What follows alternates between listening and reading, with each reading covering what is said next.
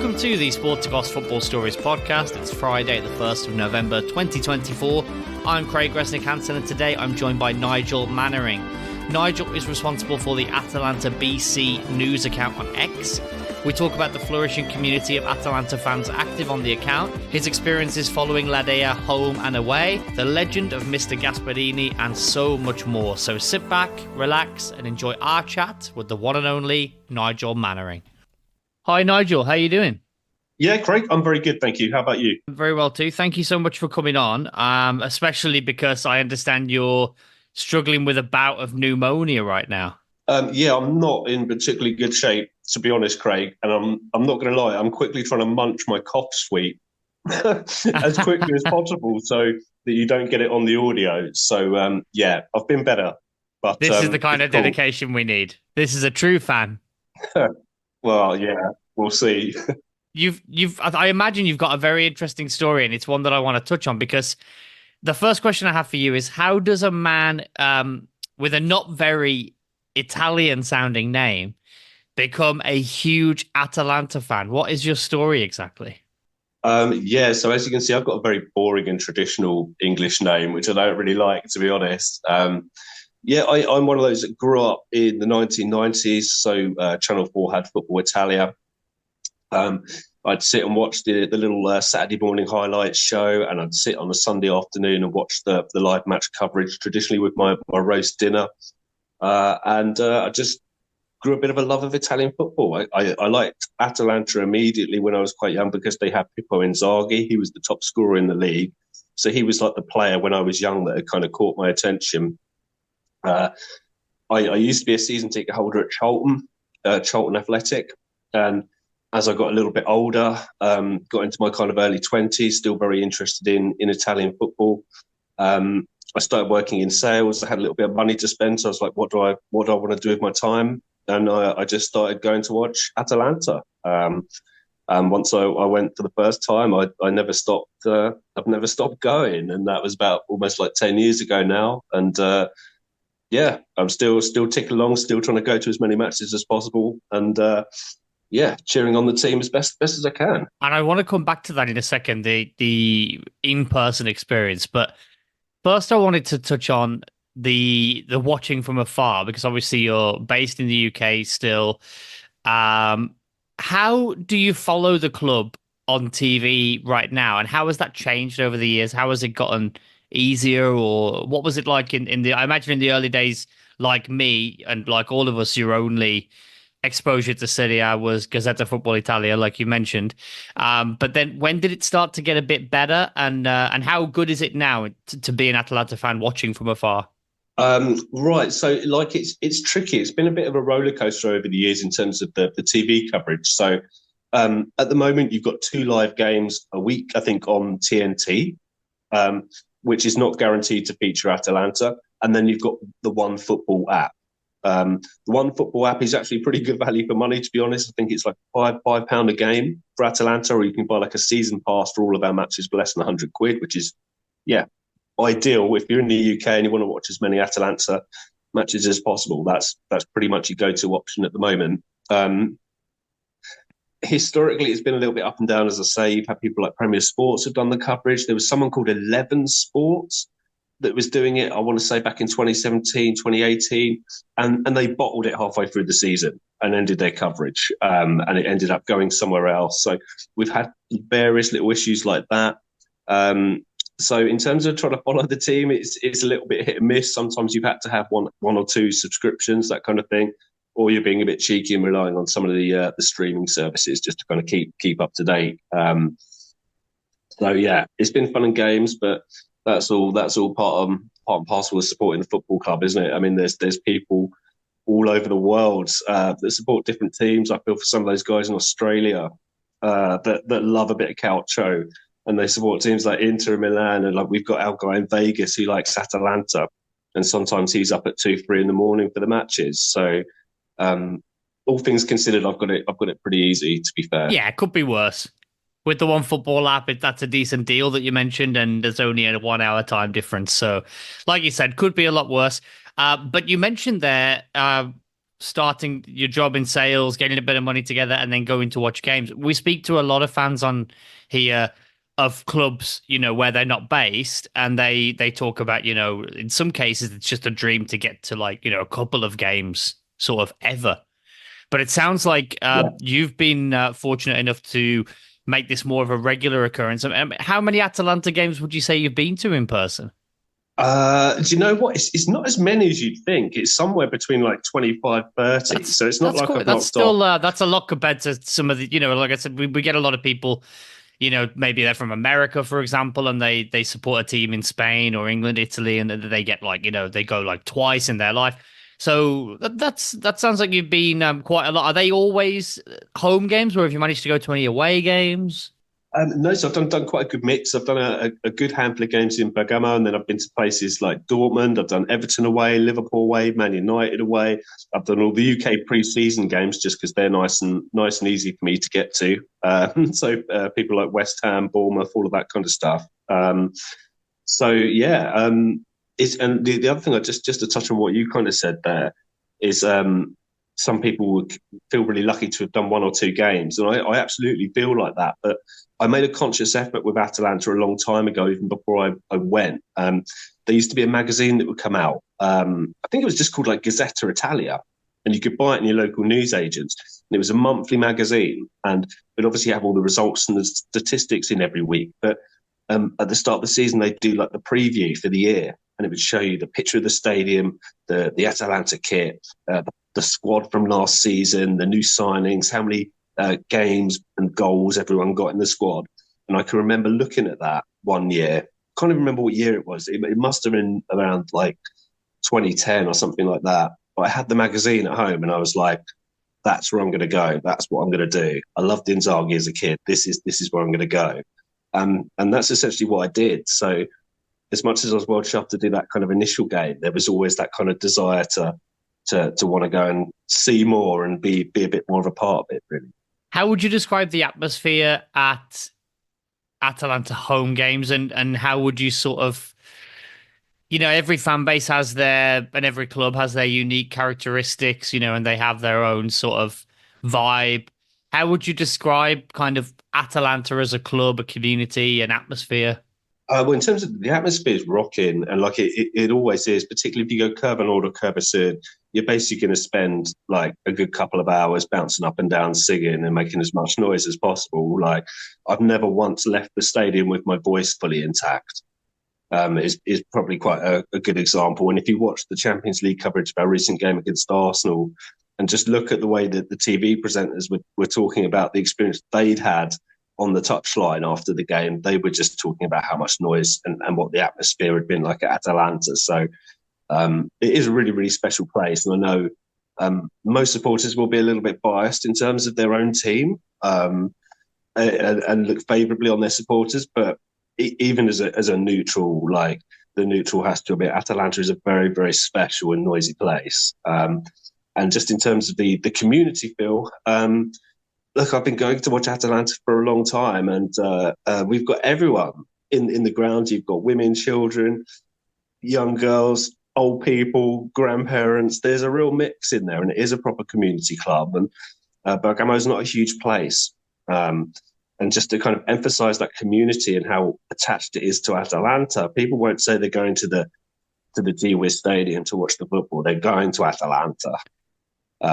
So it has a real resonance with the local community, because the community and the football club are the same thing, and everyone's from the local area. So that community feel is just naturally part of the football club, I think. You talked about never leaving the ground with your voice still intact.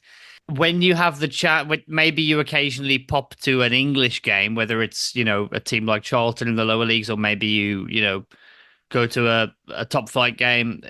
Is it a real come down to sort of return to the more kind of English way of doing things? Because I do find from my experience watching games in Germany fairly often, that it's just different, isn't it? The English vibe is a bit more sort of get me out of my seat, as opposed to let's just cheer the whole game regardless. Is it a little bit of a come down if you if you go and watch a game in England compared to Atalanta? It is, mate. Yeah, it 100% is. I mean, granted, I don't go to many games in England anymore. If I do, it will be a little local non-league game because I can sit there and have a beer and just be left in peace to enjoy some football for a couple of hours. So I like watching the local non-league stuff. But yeah, you're absolutely right. If you tend to find with the English games, you've got that one core block of supporters that will make a lot of the noise.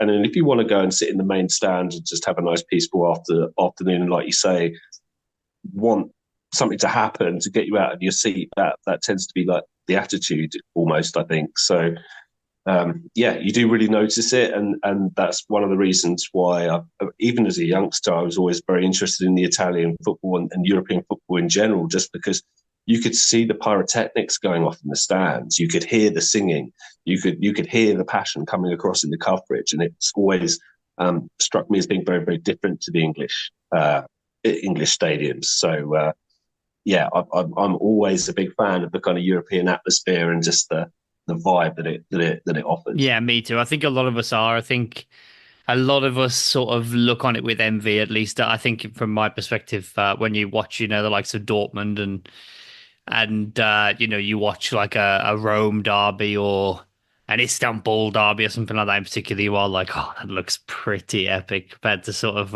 what we're dealing with. But anyway, let's get back to watching Atalanta in person and that atmosphere. Can you think of a favorite experience? I mean, it's going to be tough to pick one, I guess, from 25 to 30, but whether it's home, away, maybe it depends on the result, maybe it depends on the overall quality of the game, the vibe, the atmosphere. Have you got a favorite memory of going to watch the team in person? Um, do you know what? There's a couple of matches in particular that stick out for particular reasons. They're both in the UK, funnily enough. So Everton away was really, really good. We won 5-1, but we spent it's literally what I said earlier. 2 hours I spent bouncing up and down on a blue plastic seat at Goodison Park. And I literally sang all the way home. I live near the South Coast. I got the train back from Liverpool to London. I remember I walked from King's Cross station in London, right through the centre, down to London Bridge, and I sang the whole way, whirling my scarf. People must have thought I was an absolute nutter. But Everton away was absolutely brilliant. And Liverpool away for the exact same reason. There were so many of us there. I had a big group of my friends with us. We just had like the best time. And that's all part of it as well. Because I cover Atalanta on the social media. You do get to know people, and I've made friends for life running that little account. So to actually be able to go to some of the matches with some of the people that you've met off of there, and just have the best time, and beyond that, see an Atalanta performance that was brilliant, like the most breathtaking result potentially en route to that Europa League final. And you've got incidents where you've got Skamaka scoring right in front of us, and then Paslic getting the third goal and coming and standing right on top of the advertising boards, arms outstretched right in front of us all. You're never going to forget those kind of memories. So yeah, Liverpool way in particular, really, really, really good day out that was. So the Liverpool one obviously is fresh in the memory. The Everton one, was that also like a Europa League game a few years back when Yeah, Everton used to get into that? yeah, this was Europa League, so it was yeah 2017. It was the first year we were back in Europe, and it was a bit of a weird one because Everton were already out of the competition, so the ground was kind of half full. It was that little era where they had David Unsworth as manager. Mm-hmm. I think their chap Sandro Ramirez, got his only ever goal for Everton, I want to say, or at least his first goal for Everton in that one. So yeah, it was a little while ago, but again, that was just crazy. That's like really early on in the Gasperini era. All of a sudden, we're in Europe and we're going to a Premier League team like Everton winning 5-1.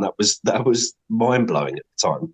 And so, as you mentioned, you are running Atalanta BC News, which is a fantastic resource. Is it still known as Atalanta BC News right now? It is, but yes, yeah. No rebrands or anything, because sometimes we have that issue, and then one of our guests will say, "Oh, last week we changed to something else." So we haven't changed in the last few days, right?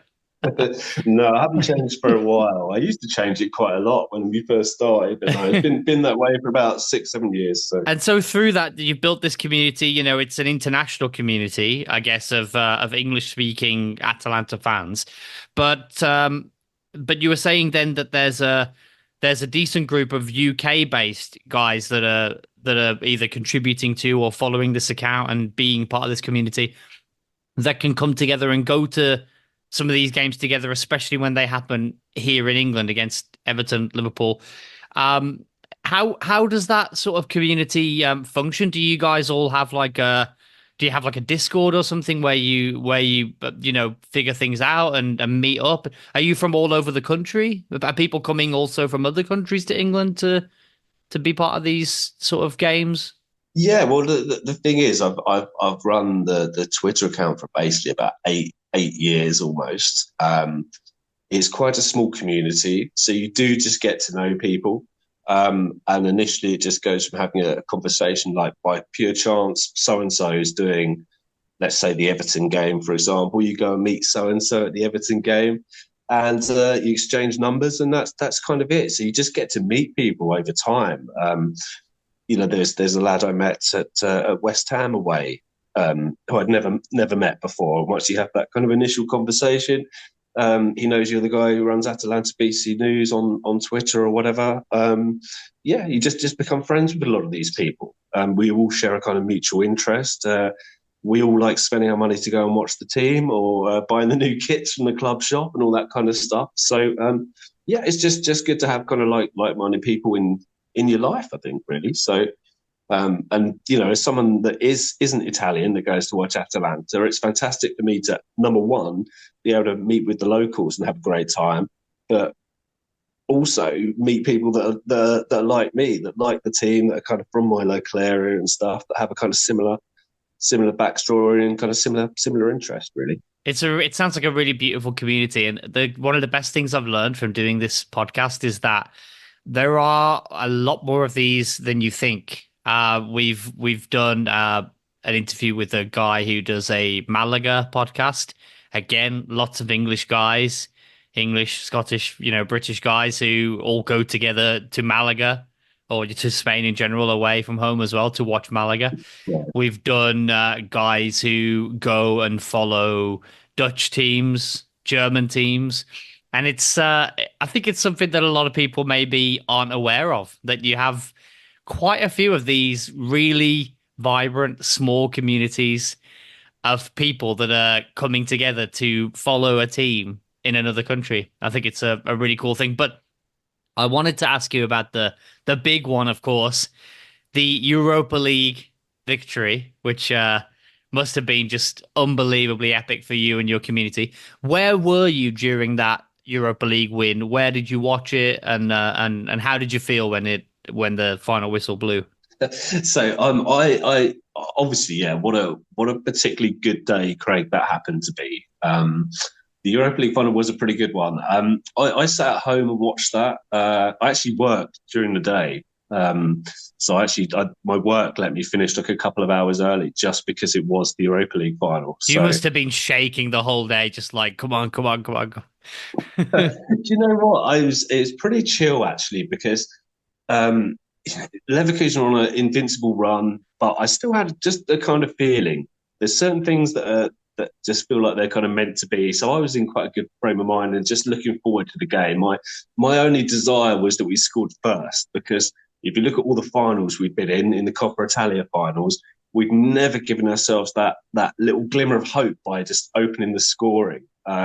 So that was my only kind of desire, was to score first, and we'll see what happens. And yeah, a lot of my friends, a lot of that kind of community that we spoke about, they all obviously travelled over for the game to Dublin. So for me, sat at home, obviously watching the game, but obviously doing my little graphics and making the social media and getting all that kind of stuff done, was really, really. It was. Do you know what? For all the years that I ran the account, actually, it was actually probably the best night ever of just being able to run the account, because I got to see every single little Atalanta fan that's followed us and to get engaged with our account over the years just popping off with excitement at full time. and just that, and their reactions to the goals going in and stuff. Like you don't realise sometimes what kind of privileged position that actually is to get to see people do that because we've never been in that situation before. We haven't won anything in our lifetime. So just to sit back and get to see everyone kind of celebrate and enjoy it was almost as good as actually winning the trophy itself. To be fair, it was a really really fun night. I'll not forget that. What would you say the win meant for the club and for its fans? You know, your community and also the people there in Bergamo. What do you think it meant overall?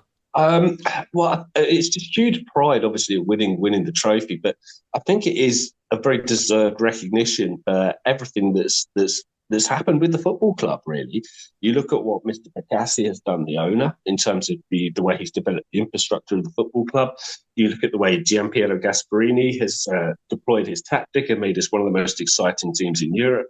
You look how close we came in 2020 with that kind of Papu Ilicic team in the Champions League. We were incredibly entertaining to watch. So at the end of all of that journey, and it's not the end of the journey or anything like that, but after all of that, to actually stand there and have a Europa League trophy that we deserved is a really nice recognition just for the club and for Mr. Gasparini, but for our players as well. We've got so many guys in that squad that have played years and years and years for us. Hans Hatterborn, Martin Deroux, Jose Luis Palomino, Berat Jim City. All of those guys have got 200, 250, nearly 300 games each for Atalanta.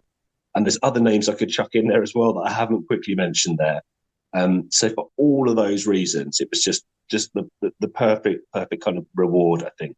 And we've been on the verge of something like that for a while, I think. So yeah, to actually get that kind of trophy ticked off, absolutely awesome. And it's a silly question, but how beloved a figure is Giampiero Gasparini?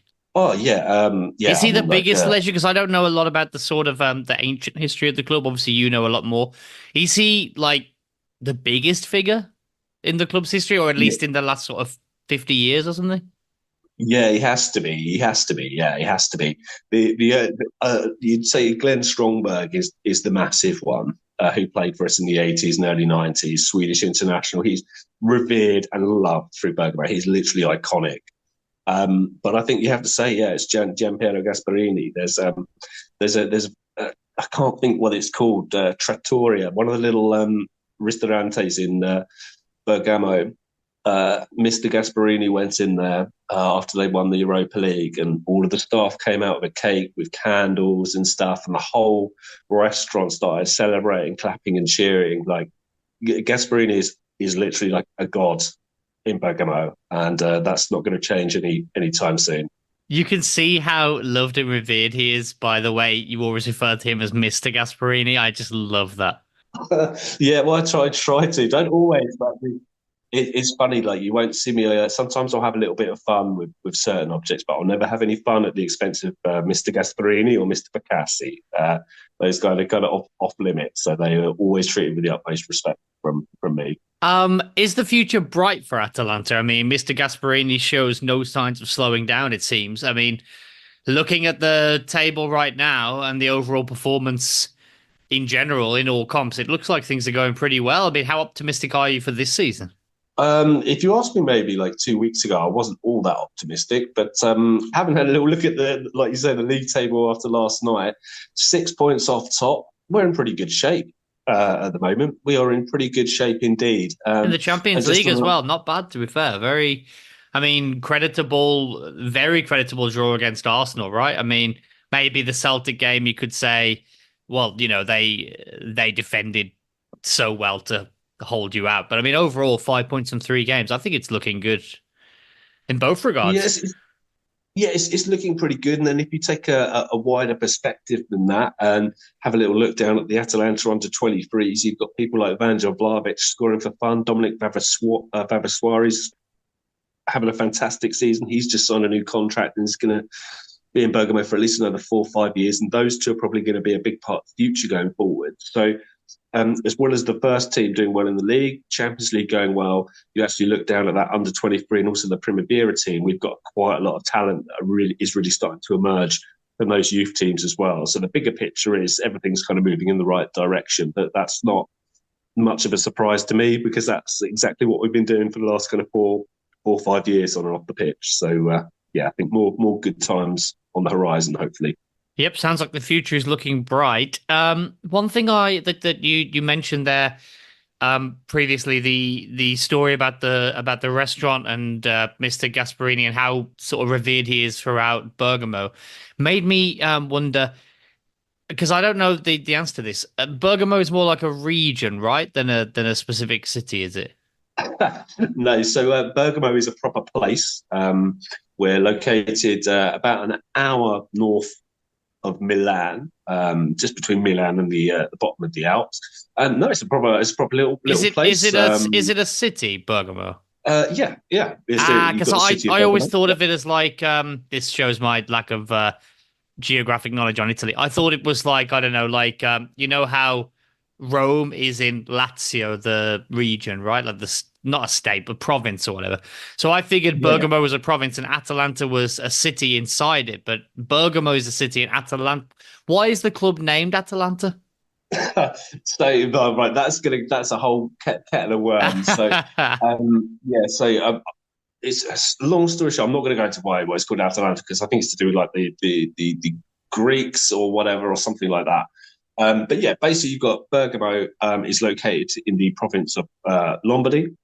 That's it. So Okay, yeah, Lombardy's yeah, yeah. Okay, I'm where, with you where, now. where, what doesn't help is you've got the local airport, and the local airport is Milan Bergamo. So when people come over, they kind of sometimes they assume that Bergamo is like a little suburb of Milan, in the Yeah. same way. In the same way, like Hackney's a suburb of London, I for bet that example. goes down very well with the. I bet the No, locals love that being thought of as a suburb of Milan. no, it's annoying. Like they shouldn't have the Milan bit on the Yeah, airport because it's a standalone place, Bergamo, and it is it's beautiful. this must be And it's very weird. No, annoying for them for sure. well, yeah, it's just one of those things, isn't it? I don't know how much people really care about that kind of thing there, but yeah, it would be nice if it just said Bergamo. But to get to the sort of crux of my issue was I was wondering who are Atalanta's rivals? Because I was wondering, is there another team in the city? Now we know that the city of Bergamo now. Is there another sort of local team there that rivals Atalanta? So just down the road, slightly to the right, you've got Brescia. So that's historically the big rival. It's essentially a 1,000-year war. If you want to go right deep into the history of it. So yeah, Brescia's the big one locally. Obviously Milan, you've got Inter, you've got AC. I should really call them AC. Milan. Como further afield, played them fairly recently. That's a little bit of a local rivalry, and then you've got the bigger historical ones. So like your Fiorentina and Lazio, and that's just kind of based more on just pure pure hatred of the teams rather than Sure. anything kind of local. More based on that competitive rivalry, the same way that, like, I don't know, Arsenal and Man United would have a rivalry, right? Even though they're not close together. Yeah, well, the Lazio one's maybe a little bit more politically linked and stuff. Okay. Compared to who leans to the left and the right and all that kind of stuff. I don't get involved in any of that kind of stuff. And That would then, be a whole yeah, other podcast for sure.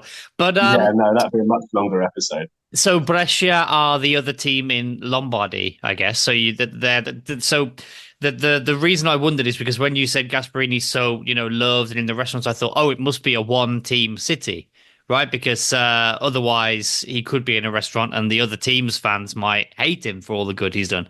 But in that case, he is universally loved in Bergamo, right? Because there's no other team there whose fans would object to him.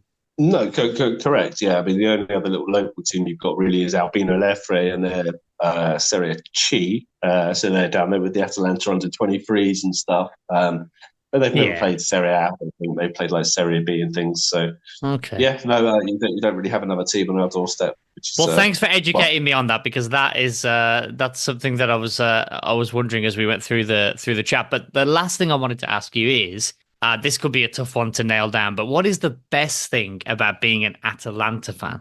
Do you know what? I don't know what the best thing about being an Atalanta fan is. I guess it's just the singing and the cheering. We do that better than any other club, I think. The Just in terms of atmosphere, going up. the fan Yeah, participation. I think it is. Yeah, I think it's just those away games when you go to places like Leipzig and places like that, and you're having a great time with your friends, plenty of beer, you get in the ground, and you're just singing and making as much noise as possible for Atalanta. Like I say, I've rarely left a game with my voice intact, and um, that's because we all just love the team so much. We want the team to do so well, and a big part of that is making sure that we as individuals make as much noise as possible for the team. So I guess it's probably that just having a great time and making as much noise as possible for the side, really. When do you plan on doing that next? Good question. Have you Well, got as any you said fixtures earlier, in mind that you're eyeballing, thinking, that could be good? maybe Milan. If not, Barcelona away. That's kind of around my birthday as well, Oh, Barcelona. But we'll see. I've got to be feeling better first of all because I'm still not feeling very well at the moment. So yeah, we'll get better and then we'll worry about the football after that, Craig, I think. well, Nigel, thank you so much for persevering today. I don't think we would have even had a clue that there was anything wrong with you if I hadn't said it. So, really, thank you so much for coming on and for powering through. And hopefully, you'll get well soon. And hopefully, a lovely birthday trip to Catalonia to see a wonderful game between Barcelona and Atalanta. Yeah, we'll see. We'll see. That'd be nice. Fingers crossed. Thanks, Nigel, and enjoy the rest No of the worries. season, mate. Good stuff. Nice to speak to you, Craig. Thanks for your time.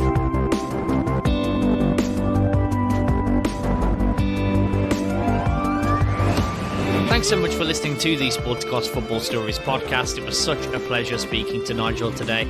We can't wait to bring you more chats with fans from across the footballing landscape, from ex-pros to bloggers, YouTubers and more.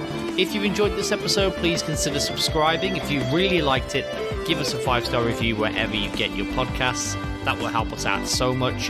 Thanks again, and catch you next time on the Sporticos Football Stories podcast.